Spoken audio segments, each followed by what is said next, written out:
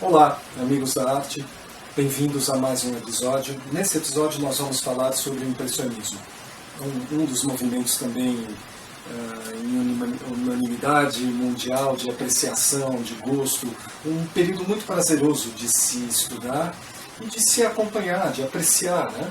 Com todos os seus pintores, e são muitos, né? e muitas vezes desconhecidos, como por exemplo um pintor que se chama Gustave Caillebotte. Pouca gente conhece a obra desse pintor tão importante, tão rica, tão cheia de recursos, né? Como as mulheres impressionistas que veremos nesse episódio. Então, os impressionistas estrangeiros também, um impressionista incrível espanhol que se chama Joaquim Sorolla. Então, veremos tudo isso nesse episódio introdutório. Depois dissecaremos em outros episódios a vida de cada um desses pintores e suas principais obras. Mas uma coisa que eu gostaria de falar, antes de entrarmos na introdução do impressionismo, é falar sobre a luz. Bom, a luz foi o recurso pelo qual os impressionistas se apaixonaram. Então o movimento gira, o movimento se alimenta dos fenômenos da luz. O que acontece? A luz vem do Sol, da estrela que está ali fazendo uma fusão e emitindo uma reação eletromagnética que é a luz. Se pudéssemos ver a luz de fora do planeta, o Sol seria branco, porque a luz é branca, a luz contém em si todas as tonalidades, todas as cores.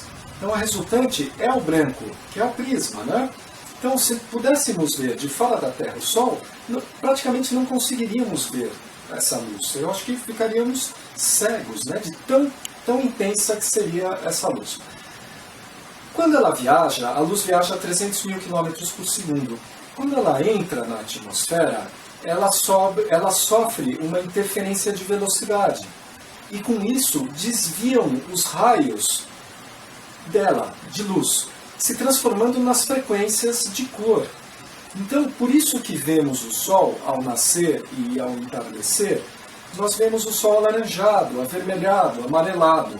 Então, devido à inclinação, é onde se sofre mais influência do fenômeno que se chama refração.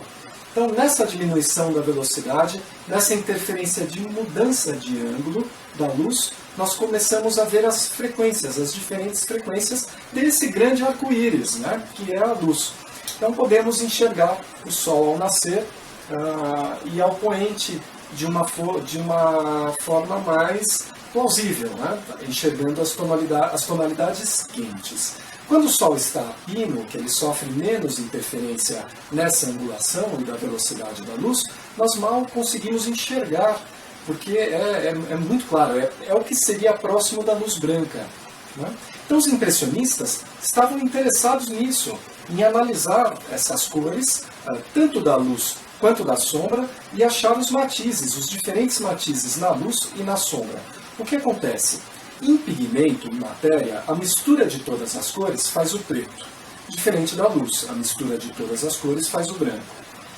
Por isso, os impressionistas eles evitavam a utilização da cor preta, porque preto é a morte da cor.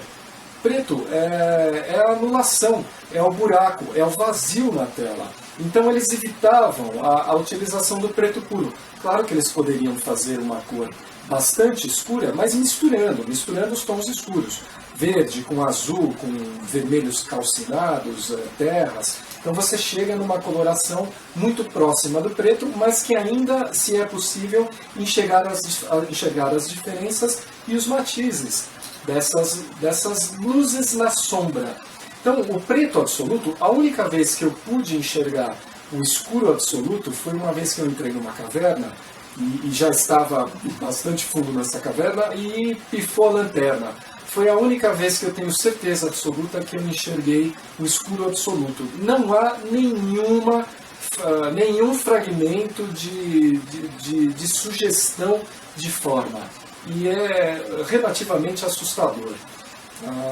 Porque em tudo há luz. Se nós percebermos no nosso quarto à noite, abrimos os olhos, alguma manifestação haverá. Né? Então é isso que interessava e encantava os impressionistas. Isso que eles trabalharam em todo o período e nas telas deles. E baseados também nas descobertas científicas e mecânicas da lei da física, quando já se estudava para fazer as evoluções no campo da fotografia. Então, um estudo era óptico em relação a fotos, né? Em relação à luz. Então, a fotometria, o conhecimento desse universo era uma moda, era a modernidade, era a vanguarda. Então, por isso, fez com que os pintores impressionistas fossem grandes vanguardistas, né? Então, eles trabalharam, a moda era a descoberta, era a revolução. Então, a ruptura com os movimentos anteriores, que foi o romantismo, anteriormente o neoclassicismo, o rococó, todos esses movimentos, faz dos impressionistas grandes modernistas. Então, praticamente, eles são os precursores da arte moderna. Então, bem-vindos ao episódio do Impressionismo. Espero que seja muito divertido. Vamos caminhar juntos nessa introdução ao impressionismo. Olá, amigos da arte. Então, vamos continuar com os episódios de História da Arte. E nesse episódio vamos falar do impressionismo.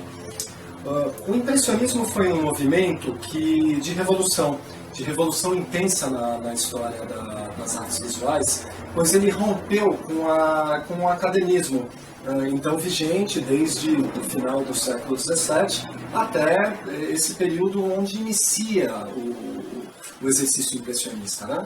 Os pintores impressionistas, os principais, eles nasceram em torno de 1840. Então, chegando perto de 1860, nesse período, começou toda uma profusão de obras e de um movimento organizado por ideias, por filosofia artística, por decorrência dos mesmos preceitos e interesses revolucionários, de romper fundamentalmente com toda a estrutura acadêmica, técnica do desenho elaborado, do desenho perfeito, dos contornos bem acabados e também em ruptura com o desenvolvimento moral. Então a pintura até então ela tinha um compromisso ou com a monarquia vigente, com o principado da época, por exemplo, no período neoclássico, onde os pintores procuravam passar toda a dignidade, o idealismo de moral pública, o interesse do principado, de uma sociedade organizada. Então a ordem e o equilíbrio eram os preceitos do período neoclássico, né? Baseados numa composição bem estruturada, métrica, equilíbrio, os triângulos, retângulos e os círculos de cada composição eram bem equilibrados, bem pensados, uma pintura fina, bem delicada, com camadas tênues, de luz e sombra, os contornos perfeitos, a musculatura das pessoas super realistas e tal, que foi o período do neoclassicismo, né? E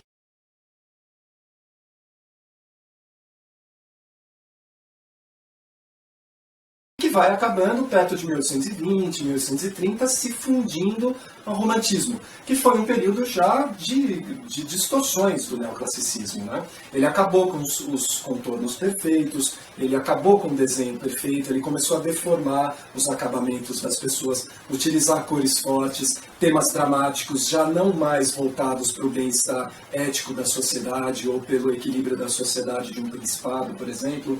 Eles começaram a trabalhar as paixões e as emoções humanas, né, no romantismo. Então isso é um período de individualismos.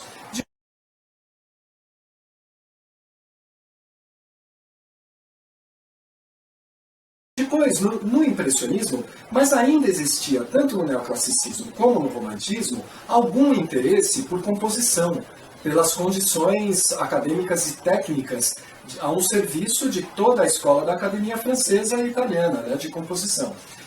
No impressionismo, há uma ruptura com tudo isso. Então, os mestres impressionistas, eles já não buscam mais o interesse pela moralidade dos períodos anteriores ou pelo compromisso emocional, por exemplo, do período romântico, né?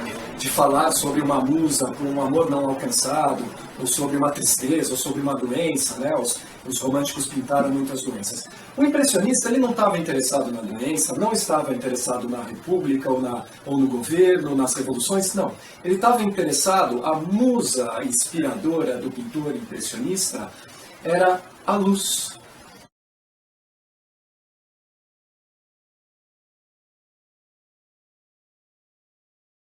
pura e simplesmente a luz do sol, da lua ou de uma vela.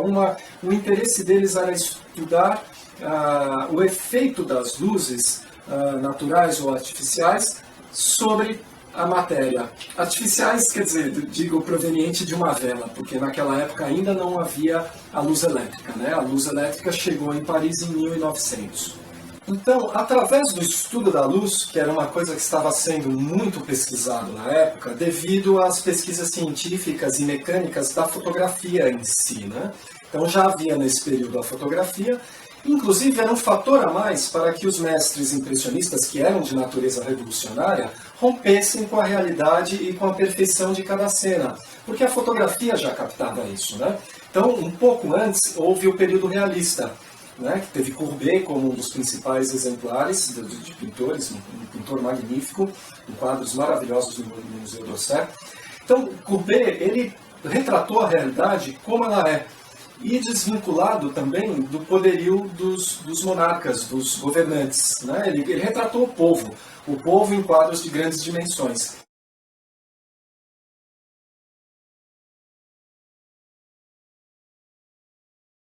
As grandes dimensões eram usadas, como já vimos no episódio do neoclassicismo, eram usadas para os temas históricos e governamentais, né? De ressaltar Napoleão, ressaltar, por exemplo, a dignidade humana, ressaltar Sócrates tomando cicuta. Então, tudo isso, esses temas históricos associados à Grécia e à Roma Antiga, eram as características do neoclassicismo. Os impressionistas, eles estavam interessados em pegar essa luz, analisar essa luz, que efeito que faz a luz na matéria. Então, por exemplo, Monet fez uma série de pinturas, que são as catedrais, a Catedral de Rouen, que ele pintou uma série de 31 pinturas, recebendo luzes em diferentes momentos do dia e do ano. Então, é a mesma cena, mas com luzes diferentes.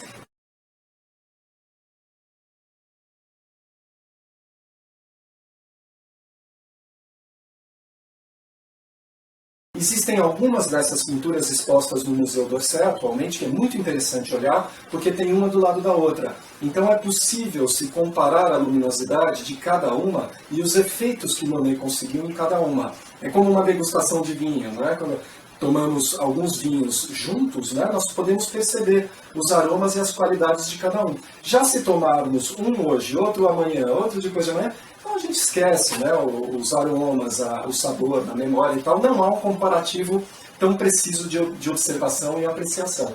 Então, essa série das catedrais de Monet deixava bem claro como foi a série dos Montes de Feno de Monet.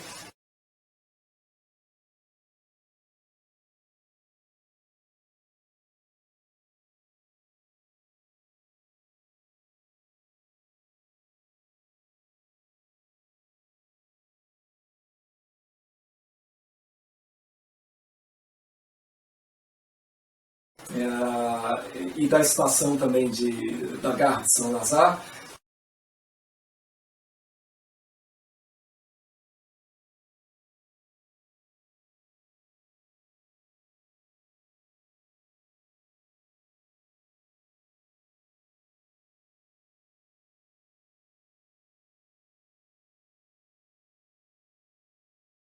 Então, ele deixa bem claro que ele queria estudar o efeito da luz numa matéria em diferentes proporções visuais, em diferentes horários do dia, de temperatura e coloração. Os impressionistas estavam interessados em trabalhar a luz incidente e a sombra, os matizes da luz e os matizes da sombra. Mas com cores técnicas e acadêmicas, não. Então, eles começaram a perceber que a luz funciona da seguinte forma. Eles começaram a perceber que nas cores, por exemplo, existem 3 cores primárias, azul, vermelho e amarelo. Se nós juntarmos 2 dessas cores primárias, juntarmos, por exemplo, o amarelo e o azul, nós temos uma resultante verde. O verde é o oposto à terceira primária que ficou lá isolada, é o oposto ao vermelho. Então, verde é oposto ao vermelho. Se nós pegarmos o vermelho e juntarmos com o azul, nós temos roxo. Roxo é oposto à terceira primária que ficou isolada. Roxo é oposto ao amarelo. E por outro lado, por último, se nós pegarmos e misturarmos o vermelho com o amarelo, nós temos o laranja. Laranja é oposto ao azul, a terceira primária que ficou azulado. Então, laranja é oposto ao azul, vermelho é oposto ao verde e amarelo é oposto ao violeta. Os impressionistas começaram a aplicar isso de forma intensa em suas pinturas. Como? Cores opostas aplicadas justapostas. Então eles começaram a aplicar verde ao lado do vermelho para ter uma resultante marrom, mais ou menos marrom, né? Amarelo colocados ao lado do roxo, né? Para ter uma outra resultante da mistura das duas cores na nossa retina.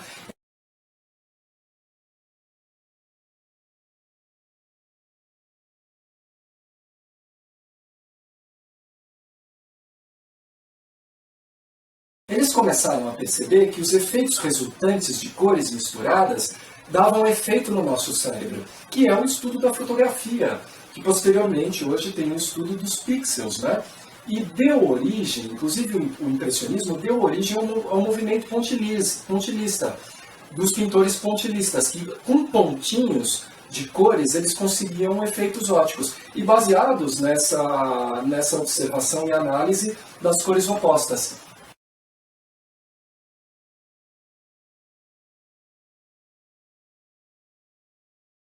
Então, você misturando cores opostas em pequenos pontinhos ou tracinhos, como no impressionismo, em pinceladas soltas e rápidas, que foi uma das características do impressionismo também, nós temos efeitos ópticos, e eles não estavam interessados tanto na sensação, na emoção, no que vamos sentir, não, pura e simplesmente nessa impressão de luzes, de efeitos.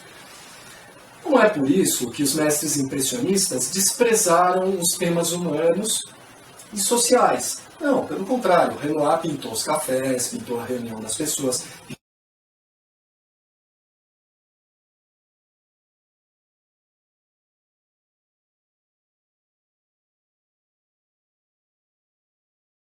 Pintou muitos nus, de mulheres nus, quem não conhece, né, os nus de Renoir.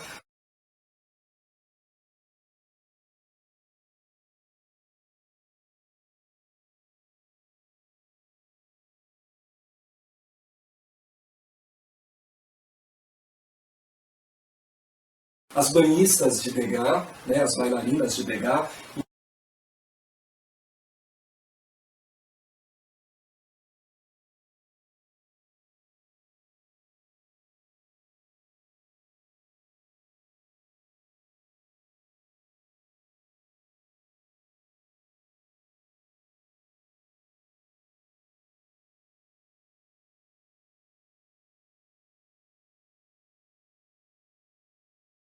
Então eles pintaram também cenas sociais da época, mas sempre com esses efeitos de uma luz incidente, uma impressão, e uma cena montada como era no neoclassicismo, de equilíbrio, de retidão, livre de exageros, ou no romantismo como era imbuído de exageros, de dramaticidade, nem uma coisa nem outra. O que interessava para eles era a impressão de uma luz e sombra em uma cena qualquer.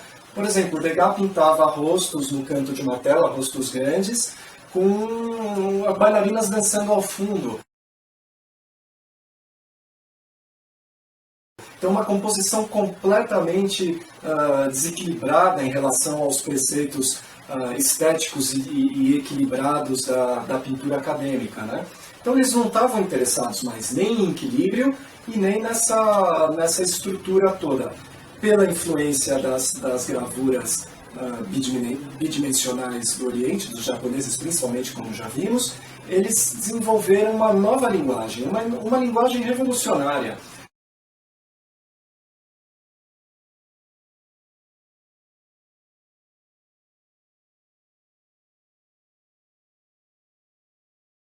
Que até então não havia sido utilizada. Então, pode-se dizer que o impressionismo é um movimento quase sem precedentes.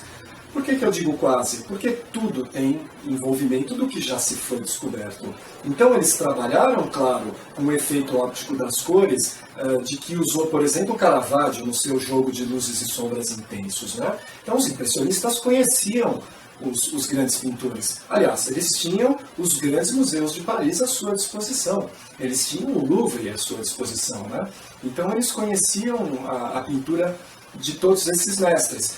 E costumava-se muito viajar para outros lugares para estudar também, né? Os pintores do período neoclássico e romântico, principalmente do neoclassicismo, eles estudaram muito na Itália, né? A Itália era o centro, era a meca de estudos e conhecimentos técnicos do velho mundo naquela época, né? Então Roma era a capital dos grandes mestres da escultura e da pintura, né? Então a maioria dos grandes pintores acadêmicos franceses e mesmo ingleses e holandeses fizeram suas excursões e suas incursões na Itália, né? No território italiano, aprendendo com aqueles grandes mestres que herdaram as características e as qualidades dos grandes pintores do passado, né? Como Michelangelo, Leonardo da Vinci, Rafael, né? Então, o impressionismo, ele traz esse movimento revolucionário à tona, pegando simplesmente impressões de luzes em cenas isoladas, em cenas frívolas, sem conteúdo emocional, sem conteúdo moral, sem ressaltar ou dar exemplo social, por exemplo, ou ressaltar uma personalidade ou um comportamento. Não, era simplesmente... E normalmente, muitas vezes, os pintores impressionistas, eles pintaram cenas polêmicas, colocando prostitutas, por exemplo, nos seus quadros, o que causava choque na época, né?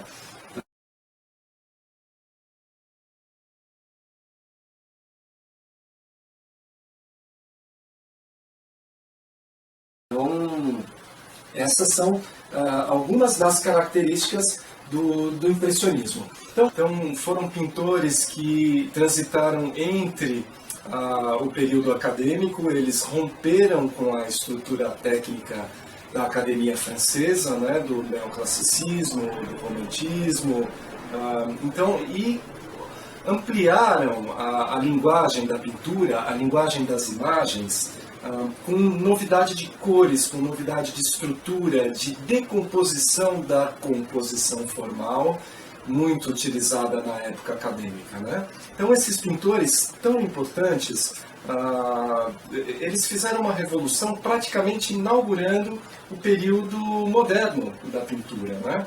Então, claro que as fronteiras são muito discutíveis, são muito polêmicas, o quando começa cada período, quando termina, eles se mesclam, né? Então, é como a disputa mesmo de uma fronteira territorial.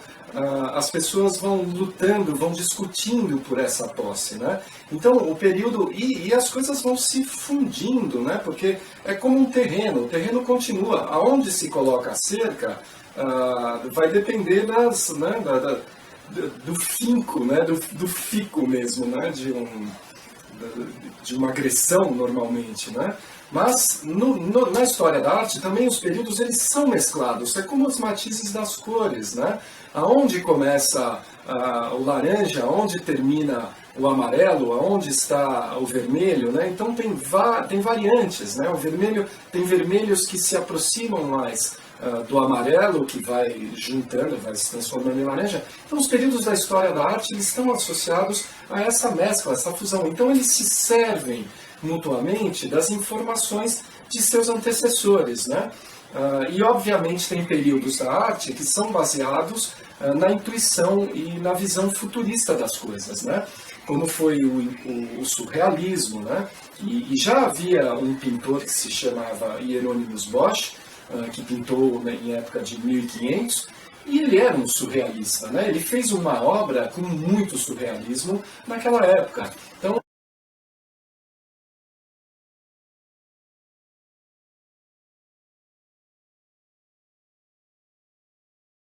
o que Salvador Dalí fez, e foi tão interessante, tão genial, já havia sido explorado de alguma forma, né? Então o conteúdo ele está dentro do ser humano. As épocas e a tecnologia e as possibilidades físicas e científicas vão permitindo modismos e adequações sociais, de aceitação pública, né? Então, vamos falar desses pintores e desse período impressionista que é tão rico, tão belo, né? Então, os impressionistas, eles trabalhavam nessa superfície da tela com pinceladas rápidas e espontâneas. Então a rapidez é uma das características do impressionismo. Isso devido também a uma reação contra os períodos anteriores, onde os artistas tinham todo o tempo do mundo para elaborar um trabalho, uma composição. Às vezes demoravam, por exemplo, Géricault passou pintando a balsa de Medusa, ele trabalhou durante 18 meses naquele quadro. Tudo bem, é um quadro de grandes dimensões, com 5 metros inteiro. Mas quanto tempo ele se dedicou a estudos, a pesquisas e tal. Então era um fato documental, jornalístico, né, da época, que a balsa de Medusa é um quadro relacionado ao náufrago de uma fragata da época, que se chamava Medusa. Então, os impressionistas não, eles pegavam uma captação rápida da natureza. Então vamos imaginar que eu e o senhor e a senhora que está assistindo, vamos até o Parque do Ibirapuera e vemos uma impressão de luz ali no lago. Pegamos uma telinha com o nosso material portátil, que já era vendido na época, resultante dos confortos e benefícios da era industrial. Então, pois a indústria já fazia tubinhos de tinta pequenos como conhecemos hoje, que é uma característica de 1841, quando começaram a fabricação desses pequenos tubos de estanho com tinta dentro. Então pegava uma maletinha ali com 8, 10, 12 cores, vamos até o Parque do Ibirapuera, montamos a nossa telinha num cavalete pequeno e pintamos ali em meia hora uma impressão de luz que se incide ali no córrego do Sapateiro, por exemplo, no Parque do Ibirapuera, que é um cantinho muito gostoso ali. Ok, Parque do Ibirapuera de São Paulo.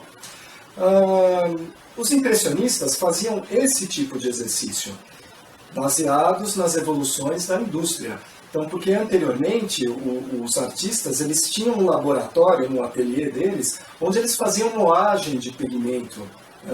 Por exemplo, o azul era feito com uma pedra semipreciosa, que é o lápis lazuli, né? Muitas das terras eram feitas com terra calcinada mesmo, pretos com marfim queimado, né? Marfim do elefante calcinado, moído, misturado com aglutinantes, com óleos.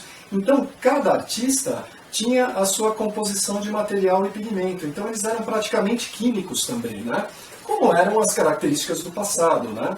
Onde os cientistas eram farmacêuticos, químicos, pintores, arquitetos, letristas e por aí vai, né? Então, são bem as características remanescentes do renascentismo, né? Então, mas esse período trouxe algumas modificações. E essa industrialização dos materiais também está associada à modificação social das cidades da época. Vamos, em questão agora, falar de Paris e nos arredores de Paris, que foram onde moraram os mestres impressionistas. Paris mudava com muita intensidade, com muita rapidez, com violência. E os impressionistas sentiram isso na pele. Então, eles estavam sentindo essa ambientação de agilidade e começaram a passar isso para suas telas. Então, eles pintavam com rapidez uma impressão, uma cena, uma condição ali, que é uma característica do tempo, né? Da agilidade do tempo. Hoje, nós vivemos um frenesi cronológico, né? Praticamente isso. O quanto ficamos no celular, ou WhatsApp, ou Facebook, ou sejam todas as linguagens que existem e que virão, parece que o tempo é cada vez mais apertado, mais precioso, mais incógnito para nós todos, né? A paciência se esgota, tudo é muito efêmero, tudo muito frívolo, tudo muito fútil, né? E as coisas se esvaem, as notícias vêm. É uma metralhadora por todos os lados de informação, de interesses. E como é que fica o nosso tempo? Nós conseguimos tempo para pintar uma tela, para estudar música ou para se dedicar aos nossos amores? Questionável, né? Fica difícil. Então, mas continuamos sendo humanos, né? Então, como é que é essa relação? A mesma coisa foi no impressionismo, nas devidas proporções geográficas e sociais, né? Mas isso que os mestres impressionistas sentiram. Então eles se desinteressaram pelo academismo careta, né, do passado e começaram a aplicar essas técnicas mais elaboradas, ágeis, espontâneas, descontraídas, com pinceladas soltas. O quadro que denota o início do impressionismo, ele se chama Impression Soleil Levant, que quer dizer impressão sol nascente. Ele foi pintado por Claude Monet em 1872 e ele foi exibido na primeira exposição impressionista, que foi feita em 1874.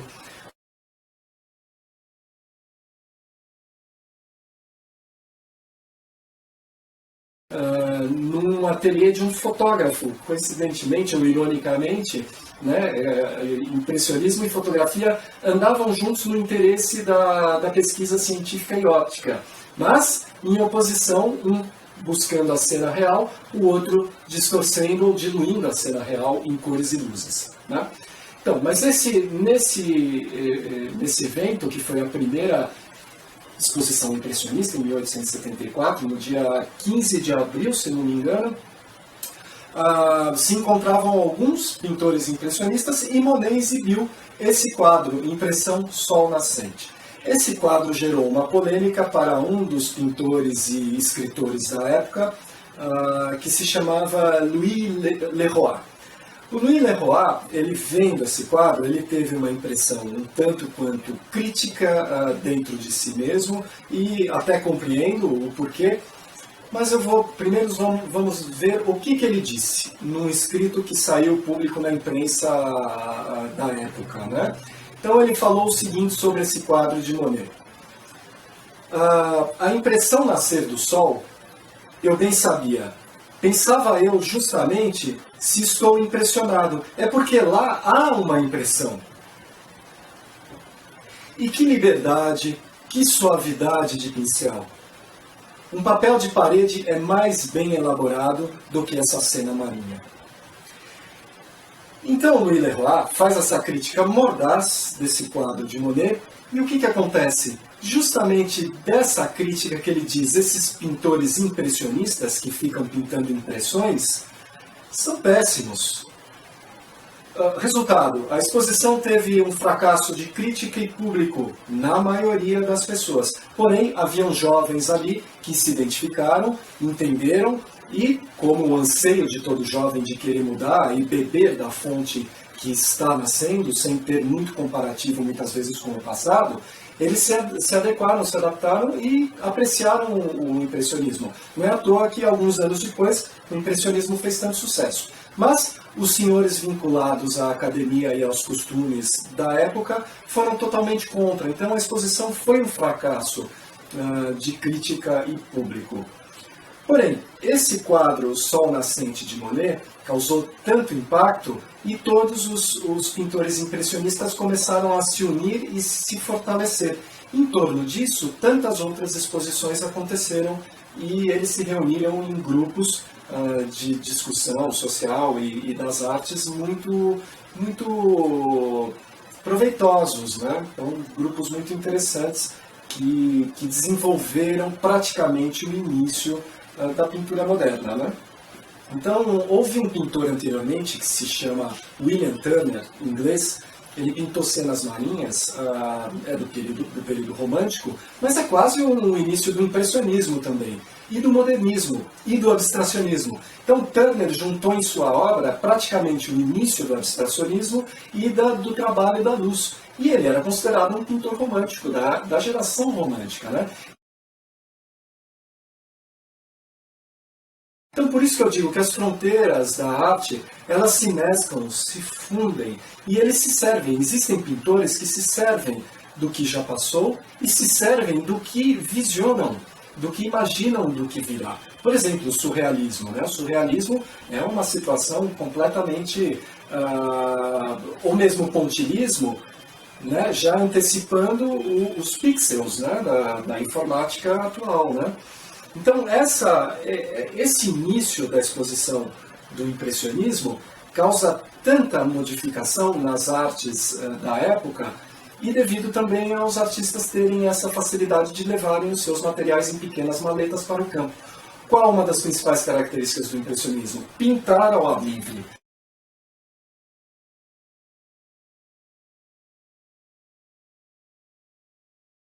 Captar aquela cena rapidamente, de forma muito espontânea, com a habilidade da agilidade e da espontaneidade. Então, muitas vezes, vocês vão perceber nos quadros impressionistas que as formas não são tão perfeitas, ou que o rosto pode não ser tão perfeito.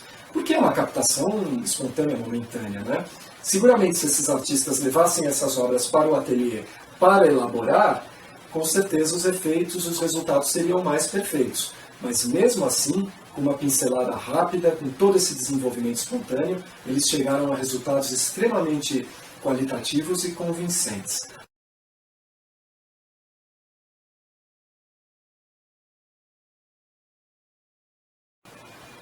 Bom, falando sobre os pintores impressionistas, os principais pintores do período impressionista, nós devemos, obviamente, citar um dos pintores que, na verdade, faz uma fusão entre períodos, que é Edouard Manet.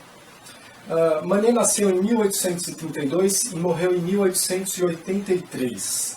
Manet viveu 51 anos, porém não viveu muito, e ele se serviu, foi um pintor que se utilizou das técnicas acadêmicas e de todos os recursos e efeitos anteriormente.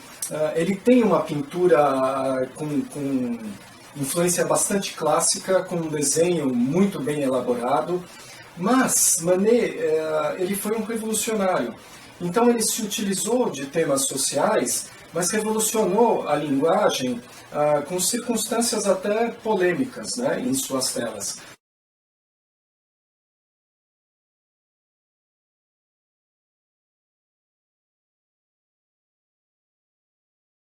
Foi um pintor de um equilíbrio de cores, de expressão, e praticamente foi o pai dos impressionistas.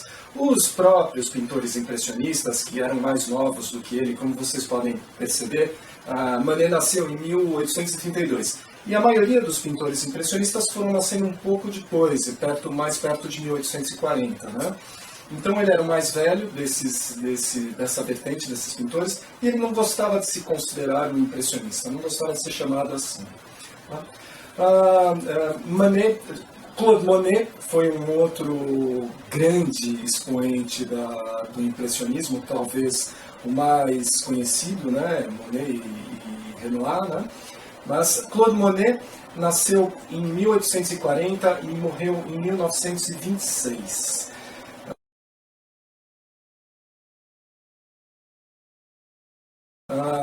Monet morreu com 86 anos, portanto. Monet teve uma catarata na idade avançada e ficou com a vista relativamente turva, o que provavelmente influenciou a sua série de pinturas, onde ele fez no quintal de sua casa, nos jardins de Giverny, onde ele construiu uma belíssima casa com jardins muito bonito, das plantas que ele colocou, que ele plantou, ele cuidava, ele tinha um apreço muito grande por daquele espaço. Eu acho que qualquer um de nós teríamos, porque é um espaço muito bonito, onde tinha um lago que ele construiu ali, uma ponte, e vale pesquisar as pinturas que ele fez ali no quintal da casa dele, né? Então, Monet teve uma vida muito difícil no começo, devido à dificuldade do período impressionista. Depois ele se firmou quando o período foi um pouco mais reconhecido. Ele começou a ganhar um pouco de dinheiro, a vender suas telas, chegou a ficar numa situação muito confortável financeiramente. E no final da vida, com a vista já turva, atacado por essa catarata, ele fez a série das pinturas das nenúferas e das ninféias.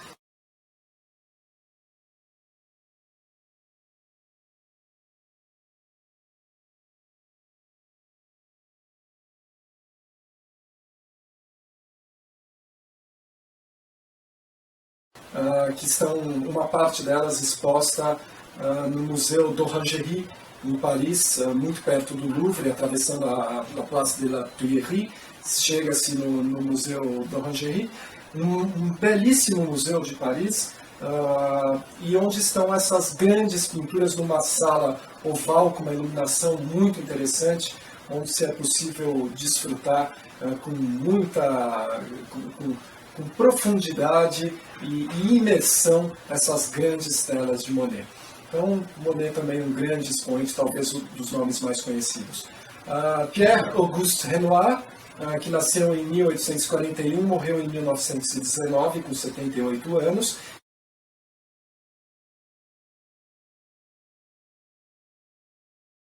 Então, como vocês percebem, o Renoir ele já faleceu no século XX, né?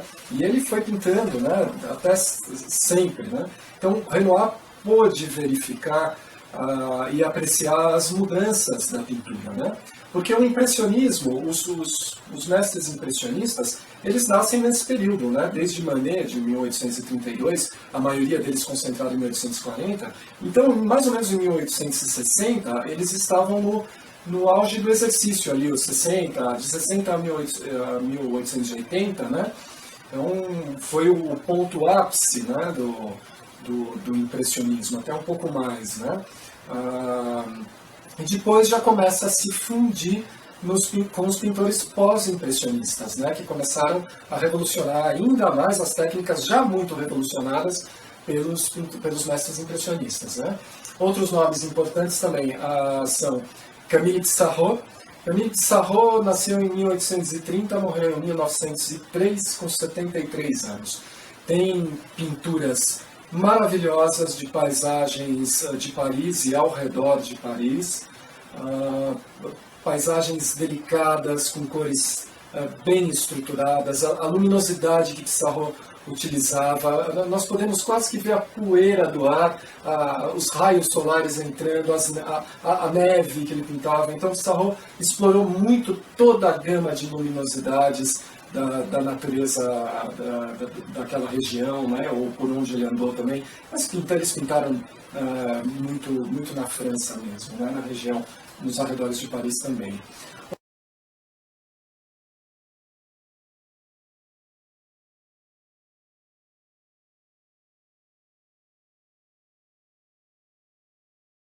Outro pintor também de características parecidas, de luminosidade, de riqueza, de finesse, de cores e de exploração tênues também, foi Alfred Sisley.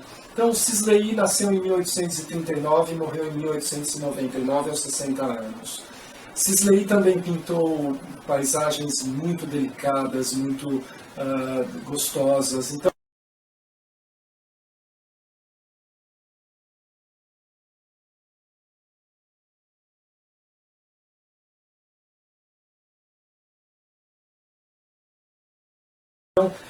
uma das sugestões que eu tenho a dar para vocês é se vocês fecharem um pouco os olhos para observar os quadros impressionistas, não percebendo a não perfeição dos detalhes, porque são pinturas, às vezes, com pinceladas rápidas, enérgicas, com bastante tinta ou pouquinha tinta, bem ralo também.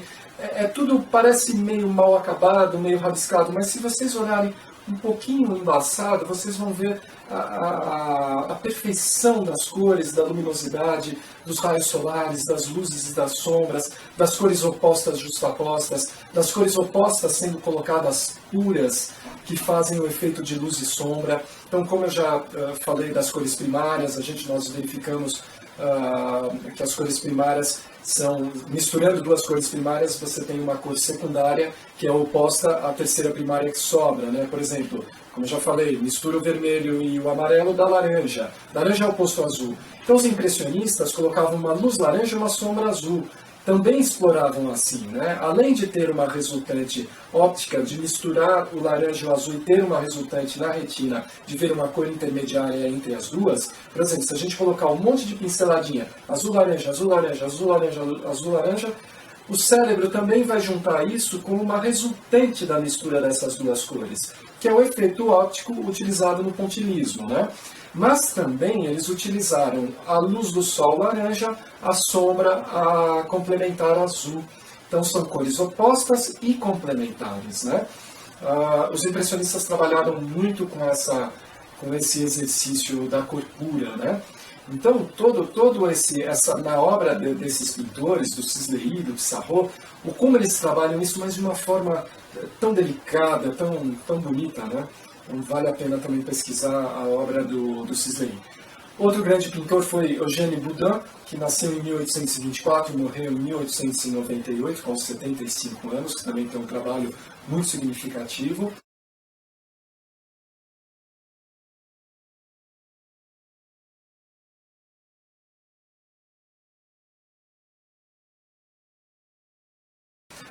Frédéric Bazille. Bazille nasceu em 1841, morreu em 1870, aos 29 anos de idade. E, infelizmente, em combate, na Guerra Franco-Prussiana, né? Então,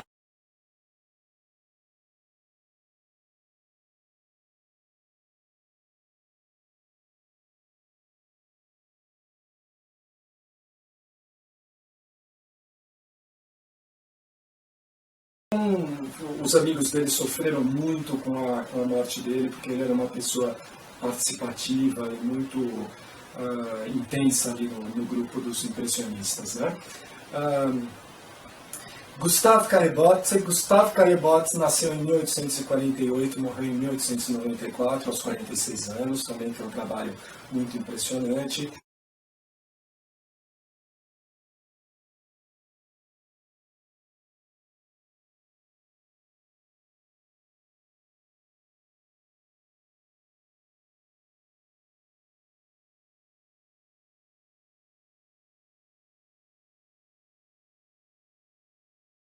Edgar Hilaire Germain Degas.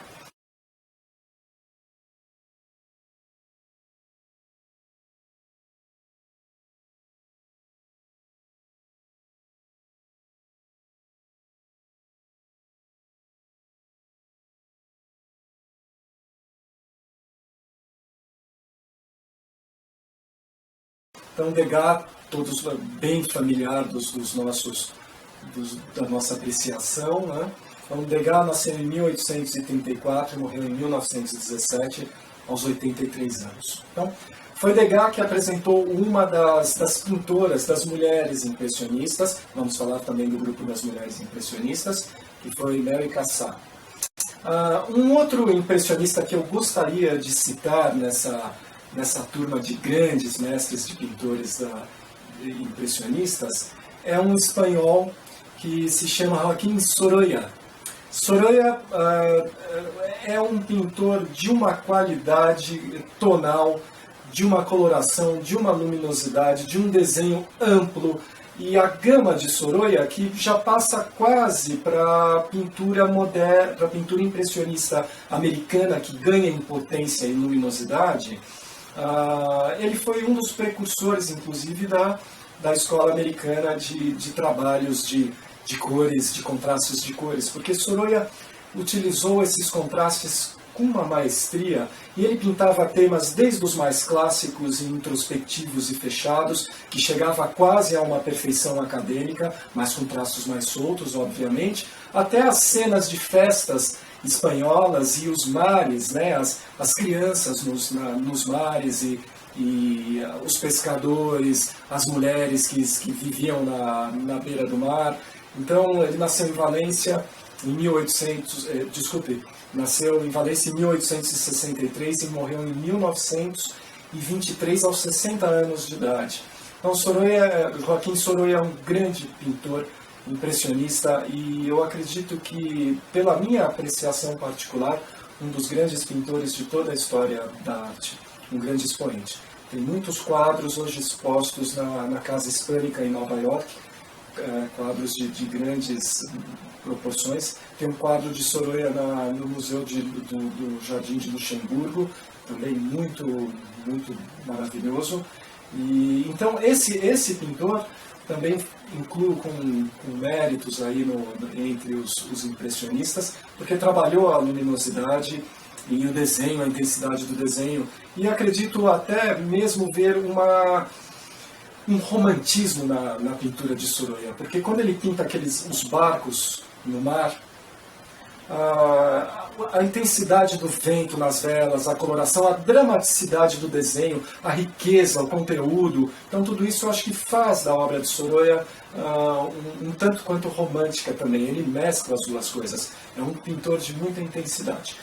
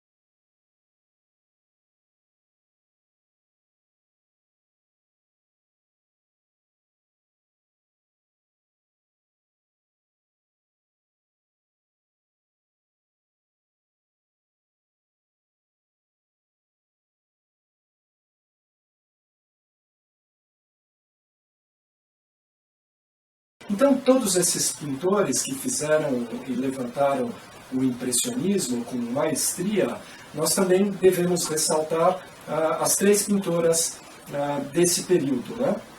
Que foi a Berthe Morisot. Ela nasceu em 1841 e morreu em 1895, aos 54 anos de idade, e ela foi mulher do irmão de Manet, de Edouard Manet. Inclusive, ela pousava para Edouard Manet, ela aprendeu muito com ele e se apaixonou por seu irmão, então foi cunhada de Manet. Ela participou do grupo dos impressionistas também intensamente. A outra impressionista importante que foi a Mary Cassatt, que nasceu em 1844 e morreu em 1926. Ela era americana, Mary Cassatt. Ela foi levada e apresentada ao grupo dos impressionistas por Degas, então, quem foi seu mentor e amigo, né? Ela participou de várias exposições dos impressionistas a partir de 1874 e era uma componente do grupo também. A terceira mulher foi Marie Braquemont. Braquemont nasceu em 1841 e morreu em 1916.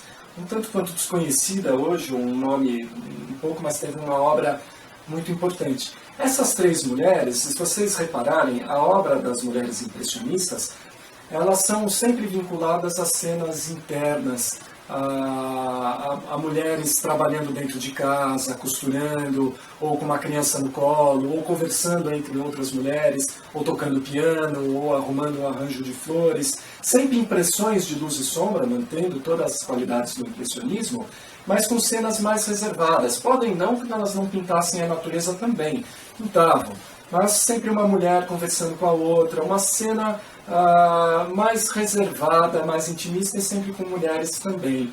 Porque não era de bom tom na época uma mulher de um estatuto social considerado participar, por exemplo, de uma conversa num café, ou sair com os seus materiais para pintar ao ar livre, ou participar do grupo dos homens. Então, era uma situação um pouco mais reservada, né? Então, devemos lembrar que estamos falando de 1860, né? Então, por mais que houvesse já uma vanguarda em Paris, mas era bastante machista a sociedade, né?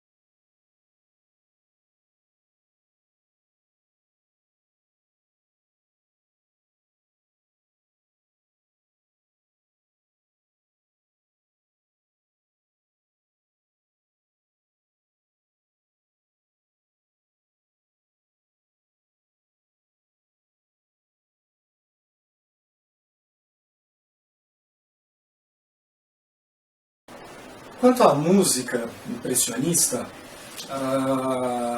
ela foi desenvolvida um pouquinho mais tarde do que as artes visuais. Então, como vimos há pouco, os pintores impressionistas nasceram perto de 1840, já os músicos nasceram entre 1962 em diante. Maurice Ravel compôs o Bolero de Ravel, que todos nós conhecemos e apreciamos, e que é uma música quase minimalista, né? Então, uma música com praticamente uma melodia que é desenvolvida em diversos naipes da orquestra, né? Então ela começa bem baixo, uma melodia de caráter oriental, então ela começa bem baixo e vai sendo explorada aos poucos pelas seções da orquestra, né? Então cordas, sopros, até que tudo vai se juntando e vai crescendo, a mesma melodia vai sendo repetida, e desenvolvida e ampliada, até que termina numa grande apoteose, com todos os instrumentos, a orquestra inteira, desenvolvendo com vigor e energia aquela bela melodia, eclodindo numa explosão de delícia, né, que é esse período impressionista na música também. Mas, na época, não foi essa delícia toda, né? O Bolero de Ravel foi rejeitado, e quando acabou a peça, uma senhora chegou para ele e falou: eu senti vontade de dormir, de me sentir completamente enjoada nessa peça. E ele sorriu e falou assim: então eu consegui o meu objetivo. A intenção de Ravel justamente era de explorar situações, impressões, luminosidades, como a obra impressionista das artes visuais. Então havia uma exploração atmosférica na época da música impressionista, né? E na música eles procuraram trabalhar com escalas exóticas. No entanto, eles criaram uma escala musical que é chamada de escala hexafônica, escala de tons inteiros. Então, se você tocar do, ré, mi, fá sustenido, sol sustenido, lá sustenido, nós temos uma escala de tons inteiros. Então é uma sonoridade completamente diferente, que remete um pouco à música japonesa e também leva para um lugar meio místico, meio incerto, que poderíamos pensar no mar. Então Debussy se utilizou muito dessa escala hexafônica, diferente da escala diatônica da música ocidental, que é construída com tons e semitons, né? Então, essa atmosfera, essa busca da atmosfera, é que fez toda a qualidade desse movimento impressionista, onde a música chegou um pouquinho depois, né? Um outro grande compositor impressionista, que foi Claude Debussy. Debussy nasceu em 1862, morreu em 1918. Então, Debussy também fez peças muito La Mer, Clair de Lune, que é uma peça composta para piano lindíssima, que são peças leves e muito gostosas de serem apreciadas e ouvidas.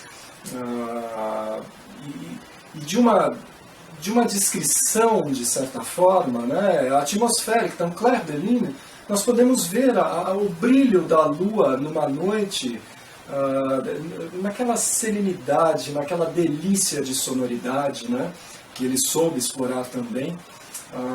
Outro grande compositor também impressionista é Erik Satie, que nasceu em 1866, morreu em 1925. Satie também fez duas séries de peças, que são as Gymnopédies, Gymnosiennes, que são peças compostas para piano, pequenas peças para piano, de uma sutileza, de uma gentileza, de uma leveza. São peças muito singelas e exóticas, né? Então, Erik Satie foi um personagem também muito exótico na história da música, de comportamento, inclusive, né? Então, esses compositores, eles fizeram essa atmosfera sonora deliciosa e com poucas notas. Então, eles reverteram também os ideais românticos de virtuosismos, de exibições, onde os pianistas e os violinistas se apresentavam com intensidade, com glamour, eram verdadeiros heróis, né? Então, como Paganini no violino, como Liszt ao piano, que era aclamado e bem recebido em qualquer corte, lotava as salas de concerto para verem a exuberância da técnica, da profusão de recursos utilizados no romantismo. Então, o romantismo foi um período de exageros, de profusão das emoções humanas, de individualidade, né? De paixões, de romances, né? Então, o impressionismo já é uma coisa mais leve, como a própria arte. Não é sugestionável, não tem influência, não precisa ter envergadura moral, não precisa ter ética, não precisa ter composição, não precisa ter equilíbrio, não precisa ter perspectivas lineares ou perspectivas aéreas, que é o fenômeno de onde as cores vão perdendo potência conforme vão se distanciando. Então as cores de primeiro plano num quadro são mais fortes.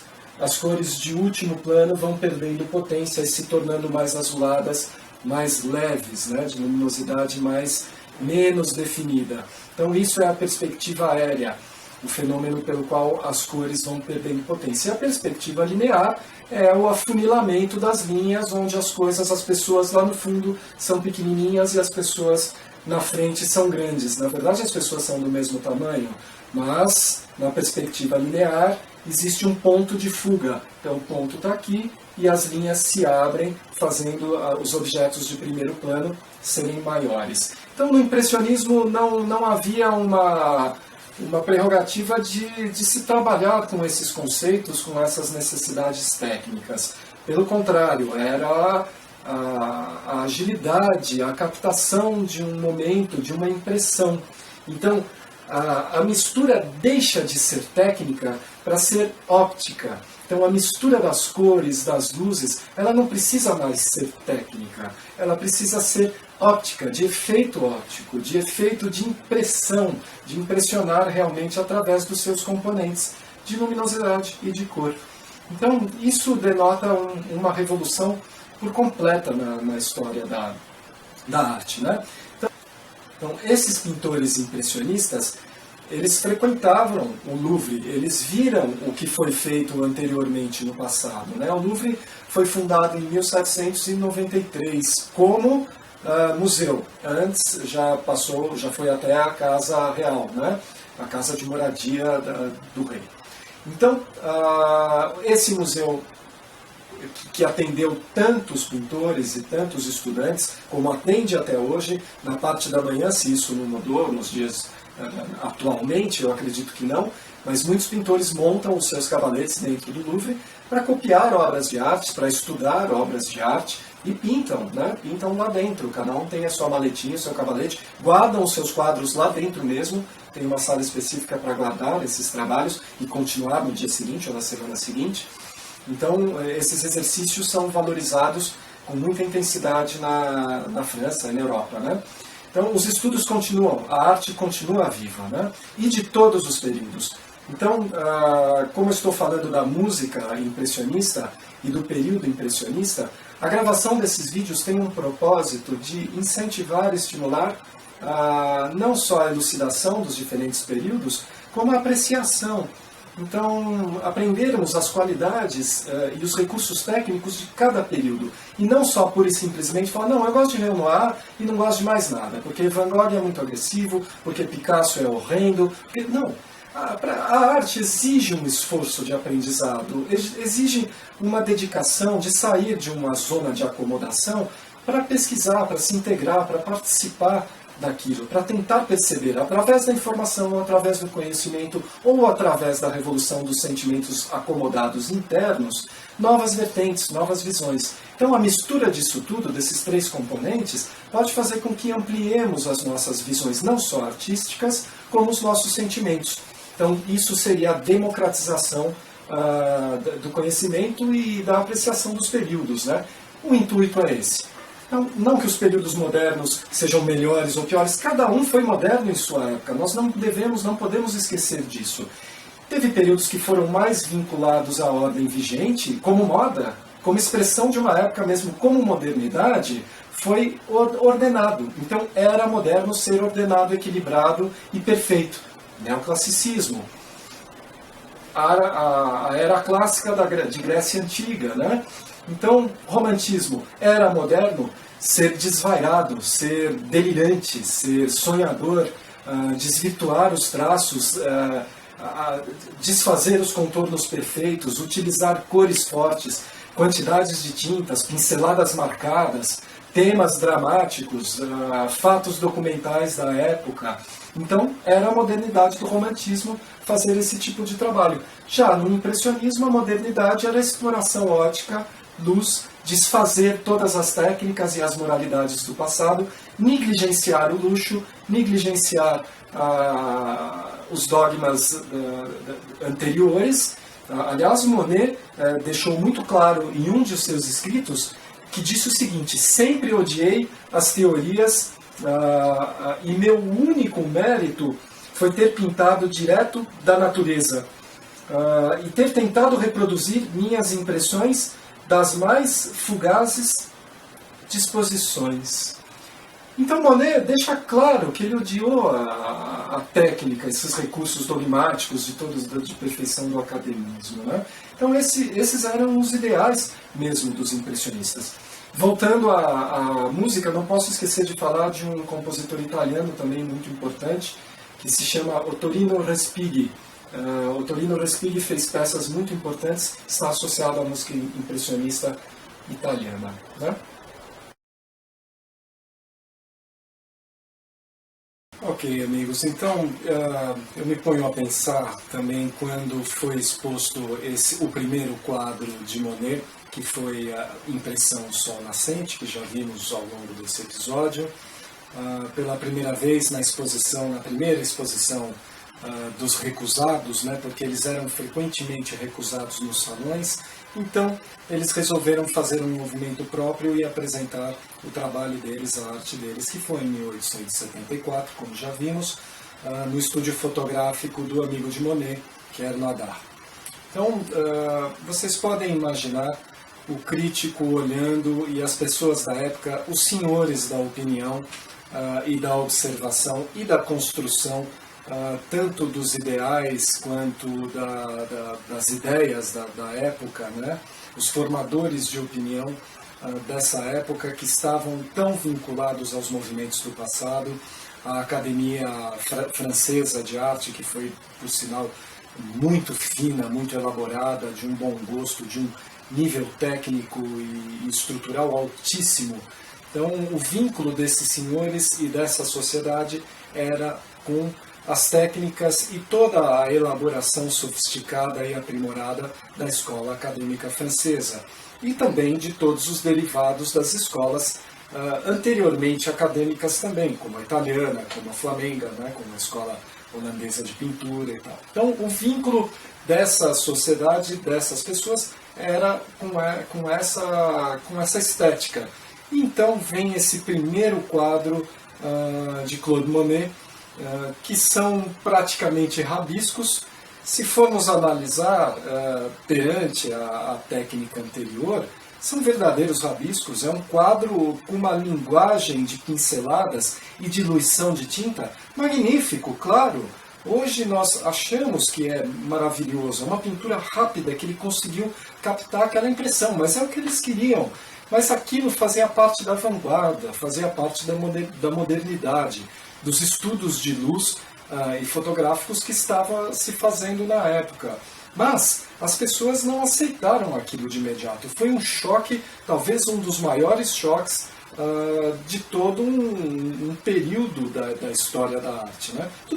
Tudo bem, o maneirismo também foi um choque na época, né? Foi uma decadência de um período, mas a forma estava ali. Foi uma deformação, um alongamento, uma maneira de se fazer de algo que já estava pronto. O impressionismo foi uma dissolução, foi uma ruptura de fato com as coisas. Então, é de forma compreensível nós pensarmos o quanto o impressionismo foi recusado. O quanto não recusamos hoje, no nosso período atual, as características e as qualidades da arte contemporânea, que vive de um ideal completamente diferente, vive de ideias, né? Veremos isso mais para frente. Mas uma coisa é certa, no mundo da arte, tudo está em constante transformação. Então, novas ideias, os artistas têm uma capacidade realmente de vislumbrar coisas que são contidas, talvez, num ambiente futuro. E quem pode nos garantir que não tenhamos essa capacidade de ler o futuro, né? De ler uma condição gravada e marcada devido a ondas que estão presentes no passado, presentes no presente e fazem uma emanação futura. Quem garante que o nosso cérebro não é capaz de ler essas ondas, de ler essas características e essas qualidades? Eu acredito que se há um ser capaz de fazer isso no planeta Terra, esse ser condenado ou bem-aventurado é o artista. Então, nessas condições, é totalmente compreensível o quanto o impressionismo foi recusado, e com razões, né? Porque foi, de fato, uma deflagração de todo o belo que já se havia composto. Mas uma bela deflagração também, e que veio a dar o desenvolvimento e abrir os caminhos para as qualidades dos novos períodos da arte moderna, o pós-impressionismo, o expressionismo, o fauvismo, o surrealismo, o cubismo e tantos outros períodos que iremos comentar e apreciar juntos. Ok? Vamos em frente. Ok, amigos da arte, agradeço a presença até o final do episódio do impressionismo. Espero que tenha sido de algum proveito o passeio por esse período e a convivência com esses pintores, com esses mestres tão talentosos, tão incríveis. Ok? Então, até o próximo episódio e vamos juntos, porque com arte se vive melhor.